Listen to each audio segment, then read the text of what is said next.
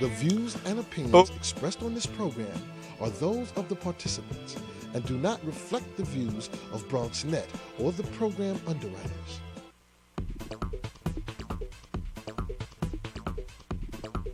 BronxNet. Your voice, your views, your vision. Straight ahead on this edition of Perspectives, the United States has reached an agreement with Iran. What does it mean for the Obama administration and, more importantly, us here in the United States? That's coming up front and center on this issue of Perspectives with yours truly, Darren Hyman.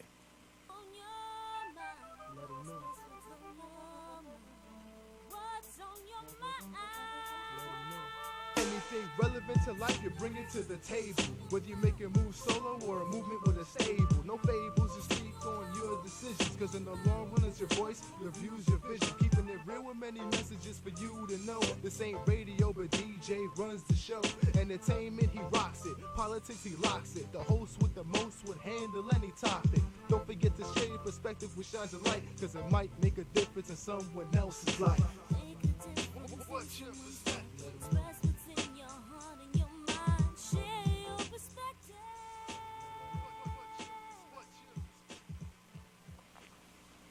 And hello and welcome to another edition of Perspectives. I'm Darren Hyman. We thank you for watching. Now, as you know, we here at Perspectives continue to want just that, your perspective. So we encourage you to take advantage of our social networking sites. Hit us up on BronxNet Perspectives on Facebook. And then hit us up on Twitter. There you'll be able to find out about some past episodes, present episodes, and let us know what you are looking for coming up in the year 2014. Of course, in 2014, we will review the Affordable Care Act and exactly what that means for you. We know that there's some glitches in the system. We'll bring you up to date. We'll also have some analysis as to where things stand. But coming up front and center on this edition of Perspectives, we talk about the latest agreement between the United States and Iran that is drawing worldwide controversy.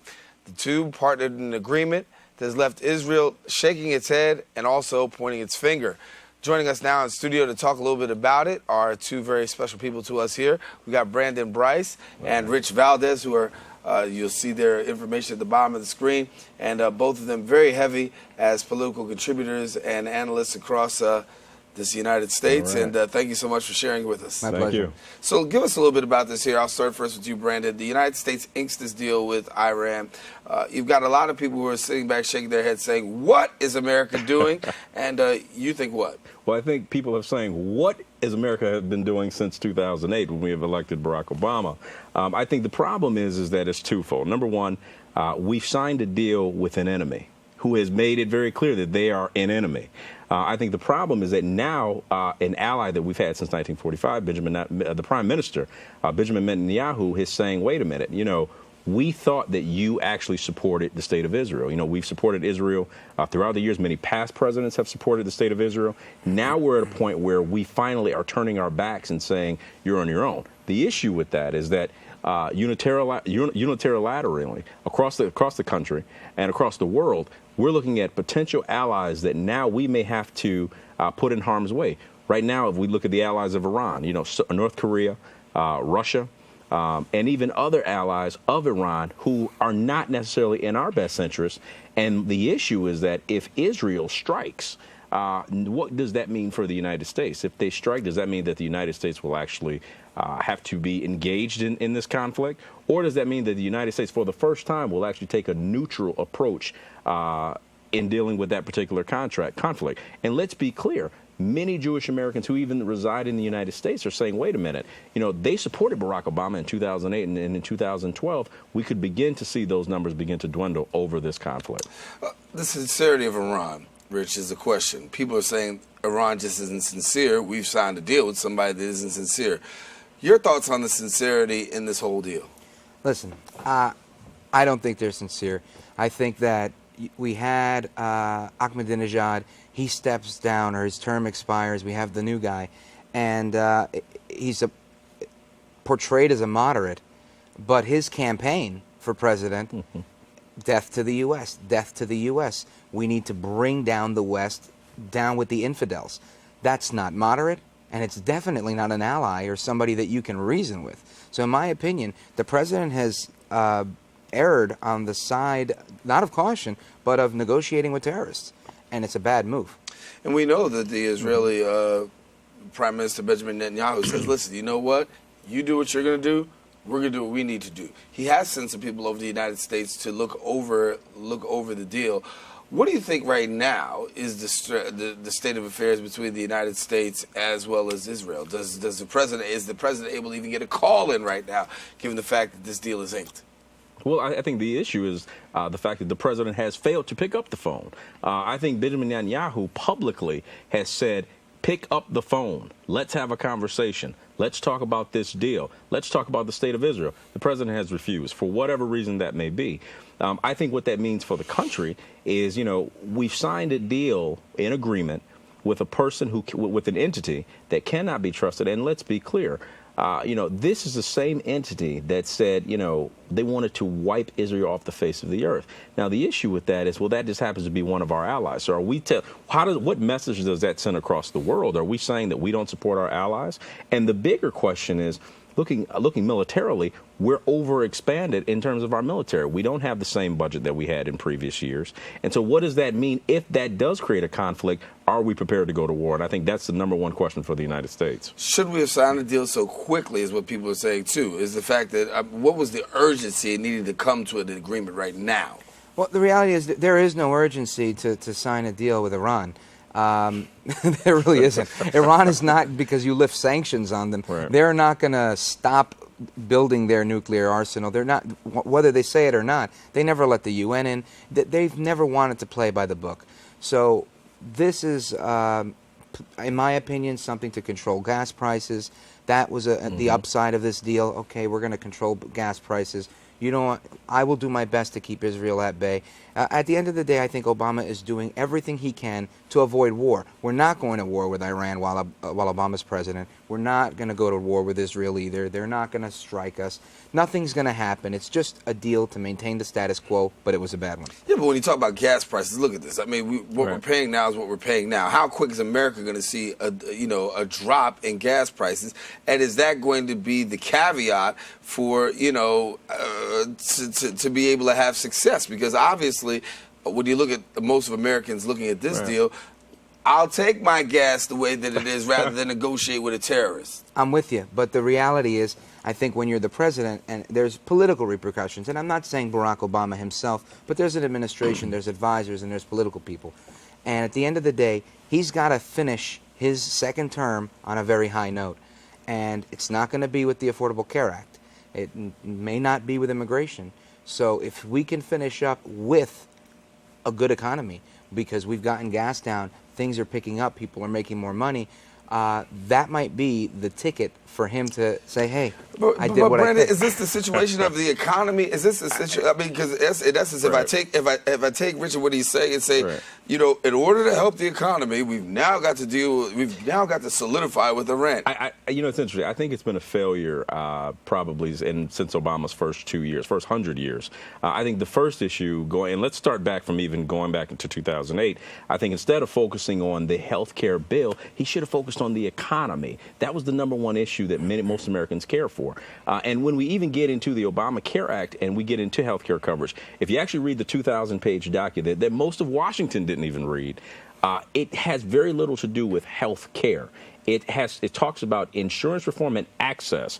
I have access to a cheeseburger down the street. That doesn't necessarily mean I actually have something. And so I think we have to look at the terminology. That was the first mistake.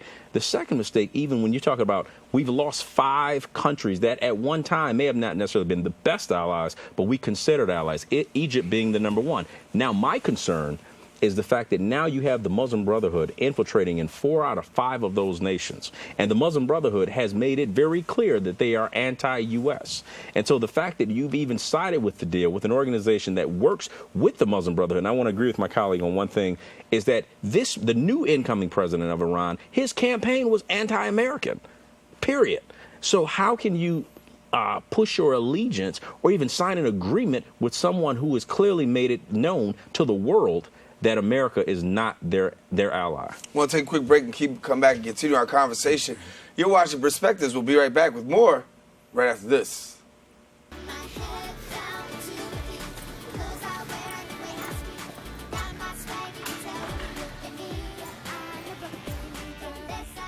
I love being in classrooms like this one and learning new things. But I'm a Brooklyn girl, and I know school can be hard. It's demanding, and we kids have many distractions, lots of other things we could be doing. Sometimes even your friends may tell you that school isn't cool, that it isn't the place to be. Don't listen to them. There's nothing more important than education. It's the key to everything else. It helps us understand our world and be better people, better friends, and better citizens. So stay in school, and don't let anyone tell you that you're not good enough or smart enough. Be a star, shine brighter than anyone else, and you'll make the grade. This has been a public service announcement of the Make the Grade Foundation. Go to makethegrade.org to learn more. Being a dad can be tough. No. What do you mean she's not coming? When's the fairy princess coming? Any minute now. But when you're willing to do anything... It is I, Cruz Zinkorbell. Okay, time for cake. It's always worth it. I know it's really you, Guru. I'm just pretending for the other kids. The smallest moments can have the biggest impact on a child's life. Take time to be a dad today. Call 877-4DAD-411 or visit fatherhood.gov. Long before I was in Hollywood, I had a grandmother by the name of Estelle Marie Taylor. Positive role models to make sure that I was on the straight path. Big Brothers Big Sisters carefully screens volunteers and places them in long-term mentoring matches with kids who face adversity. With more volunteers, especially men, and more donations, every little who needs a big can have it. Start something. If it's been a while since you've been involved, start something again. Learn more at BigBrothersBigSisters.org.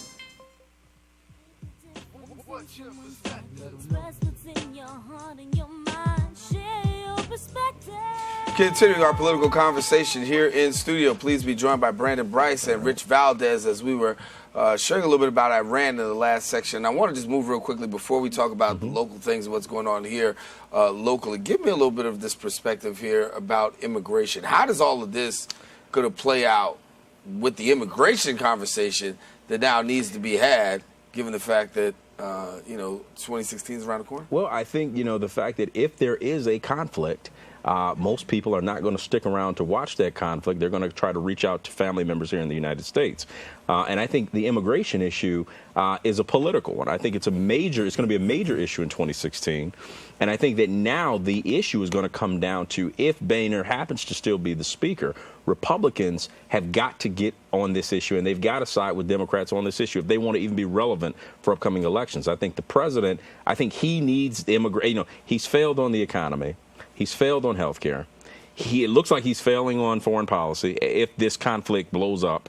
So now he's got to get a win, and I think his win going out and preparing for the next Democratic candidate for 2016 is going to be immigration reform. You agree that the president's failed in all those areas? Yeah, absolutely. Why not? But the reality is, healthcare, yeah. International affairs, it depends on how you're looking at the cup. What the president has done right now, like I said in the segment right before this, he is inoculating the United States from conflict. While he's stirring controversy, we're not going to go to war with Iran as long as we're not sanctioning them and they're making their money. So it's a peace accord, if you will. So what he's doing is pushing that envelope so that he can get out of office without any major military conflict. I understand that piece, and possibly with the add-on of there might be some positive economic impact here in our country. I get that part. Everything else, I'd say it's been abysmal. A lot to think about there. Let me talk on the local front here in New York. A lot of questions surrounding our new mayor-elect, Bill de Blasio, elected after defeating Joe Lhota in the primary. First of all, or I should say the general election.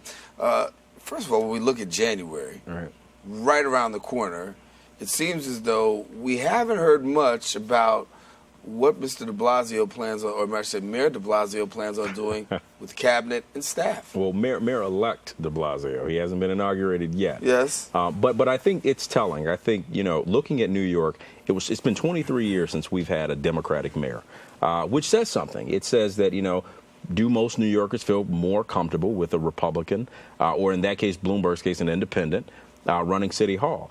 I mentioned earlier in one of our press releases later is, this is the return of Tammany Hall. And let me be clear on what I mean by that. Number one, you have a Democratic mayor.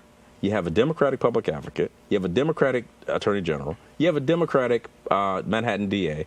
You have a Democratic comptroller. And so my question is, who's watching City Hall? I know, but that sounds like Jersey. That does sound like Jersey politics. And so the issue now is that, I think de Blasio's first 100 years are going to make a very serious... 100 days, 100 years, Lord Jesus. De Blasio's first 100 days are really going to define, is this mayor going to be able to govern, or is he basically going to be a pushover for the unions? And a lot of people, I'd love to share with you a story I had. I said I was parking, I was close to a fire hydrant. I thought the police officer might come out and give me a ticket. He said, man, I'm not even thinking about that right now. I'm worried about the fact that we just elected a guy that is anti-cop. True? I think he's very true. But I think, let's be clear. Or anti-union, let's be clear. Let's be clear. De Blasio, Mayor-elect de Blasio, was a prominent proponent against stop and frisk.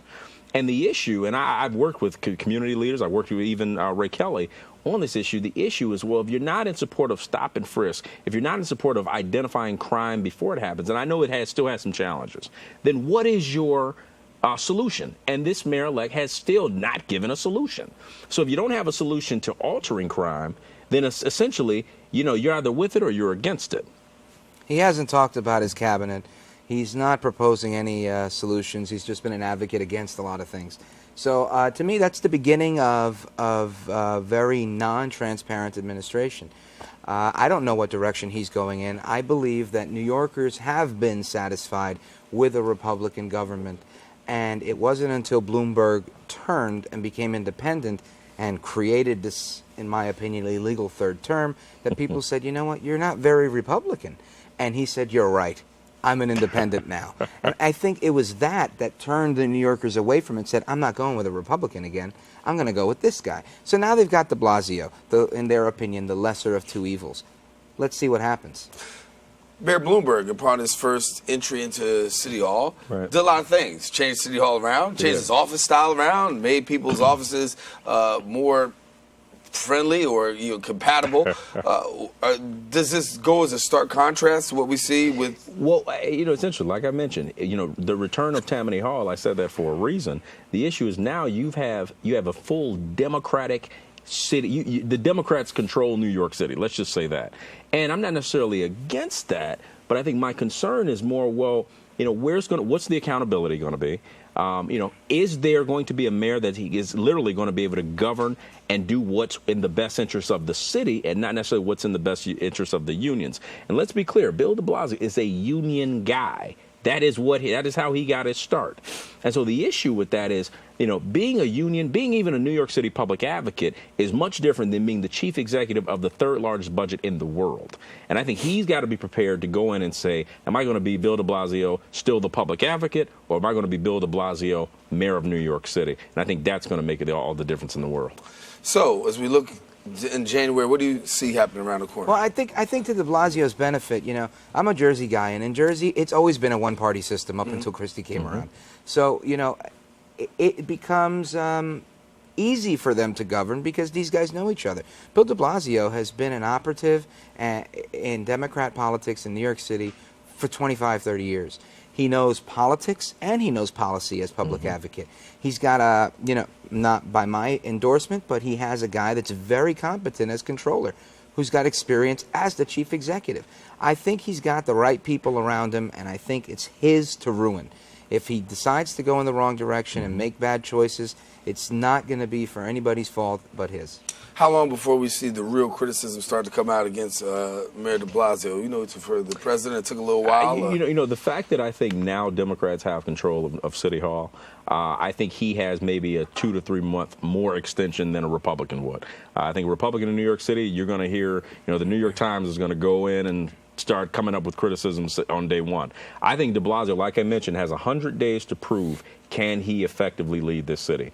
And I think it's going to be a very rough 100 days because also, remember, there's a decision now to pick who's going to be the next speaker of the city council. And that's going to make a big difference. Right now, you've got Councilman Weprin from the east side, and then you have Melissa Mark Viverito, who's also backed by 1199, who many speculate is going to be the choice of de Blasio. If that does not happen, and Councilman Weprin, who tends to be more of a conservative Democrat, does become speaker, I think that's going to be able to balance, at least give some sense of balance to City Hall. And I think that's what it's going to boil down to. I think de Blasio is going to show leadership in one of two areas, whichever comes first. A is going to be the first budget he needs to pass. When he needs to pass that budget and how he handles himself with his first conflict with the council. Or B, when we look at crime next in New York. Is leaving stop and frisk alone. It's already down a lot. They're saying that they're barely stopping and frisking.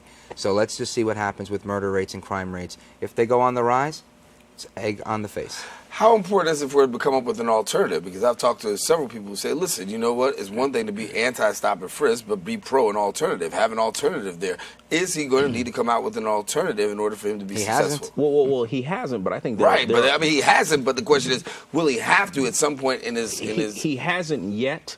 But there are programs out there that are already doing the work that he should be doing. All Stars Project, for example, under the leadership of Independent Party leader Dr. Falani, is pushing this Cops and Kids program that even Commissioner Ray Kelly has endorsed, which essentially says, we'll take the adults out of the room and we'll put youth and cops in the same room so that they can interact, get to know each other. And so it's more of a community feeling to it. The problem is you can't demonize cops.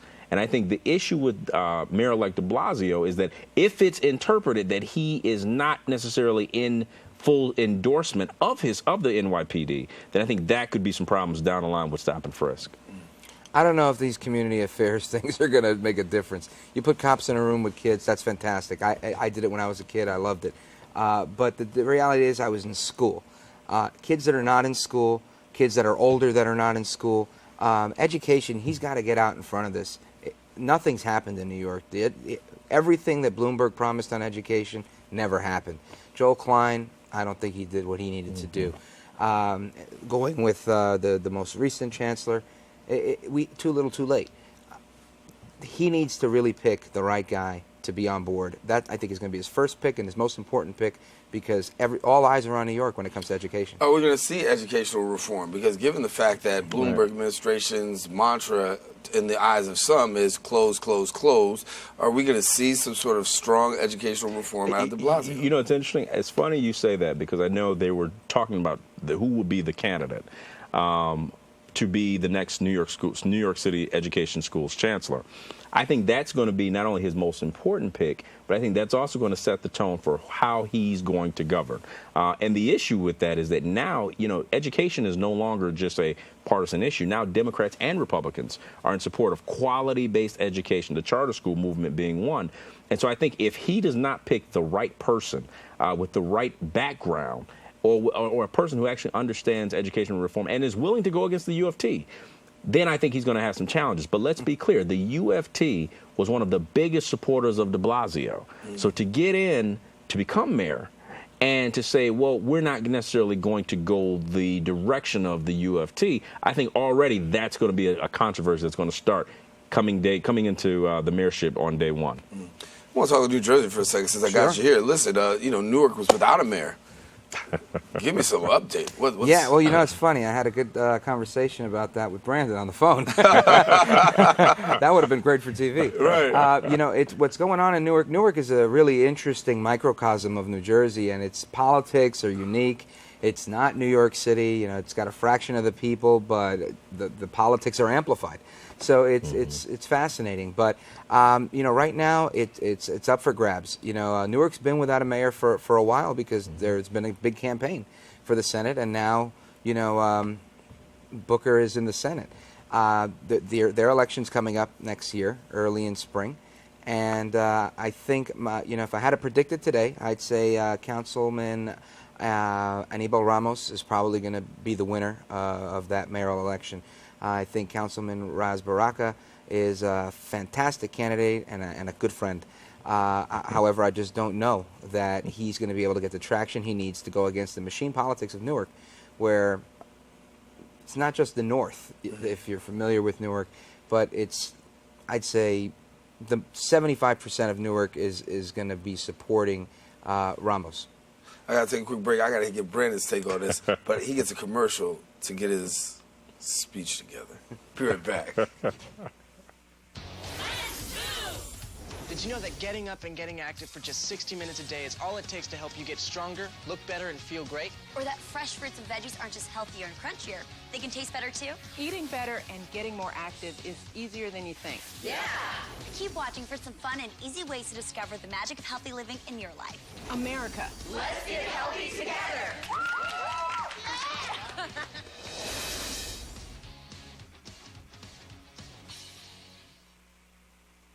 If I got to go to college, oh my goodness, I like discovering new things. You get to see what works for you and what doesn't. That helps you evolve as a person. You get to make like a supernova of skill or talent or whatever it is. I've always wanted to go to college. I just feel like that's my destiny. My name is Queen, and I am your dividend.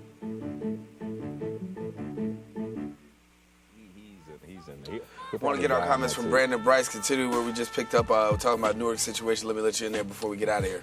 Well, it's interesting. I think the simple math tells us that, it's time for Newark to actually have a Hispanic mayor. You have three major candidates in the race. You have Shavar Jeffries, who's big on the education front.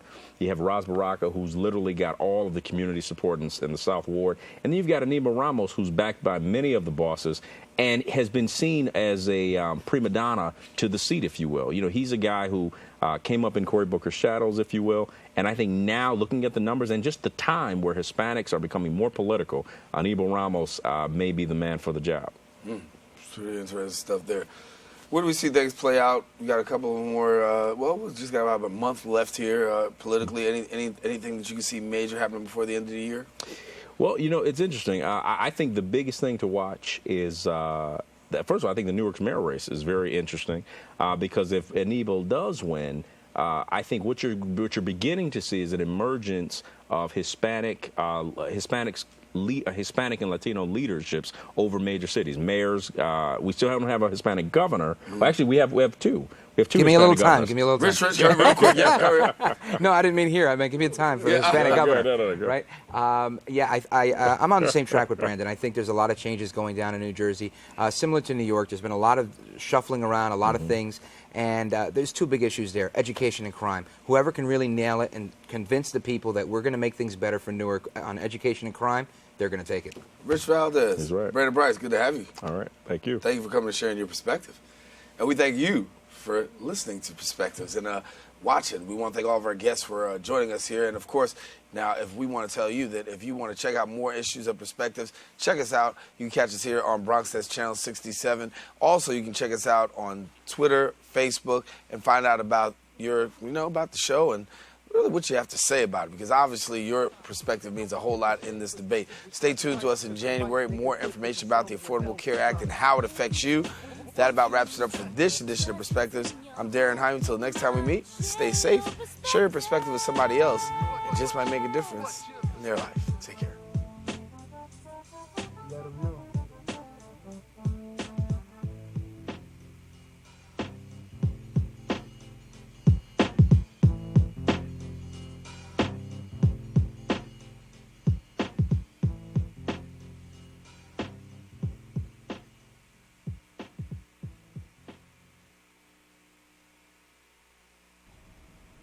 What's on your mind? Let 'em know.